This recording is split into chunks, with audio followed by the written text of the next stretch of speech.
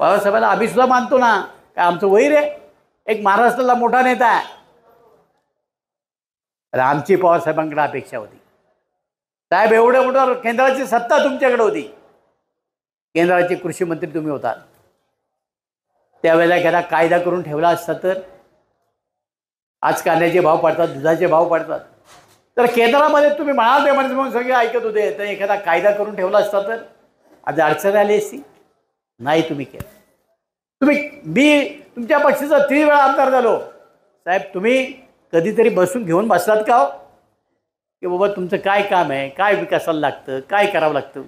तुम्ही सांगितलं असतं तर माझ्या तालुक्यात आणखीन चेहरा मोळा बदलला असताना काय पलट झाला असता. तुमची फक्त एकदा सांगण्याची गरज होती. मी तुमच्याकडे आलो, साहेब आम्ही कसे निवडणार? नुसता बारामतीचा विकास होऊन चालणार आहे का? आमच्या तालुक्यातले लोक आता शिकलेले आहेत, व्हॉट्सअपवर बघतात, फेसबुकवर बघतात, आणि ते म्हणतात आपल्याकडे का असं होत नाही.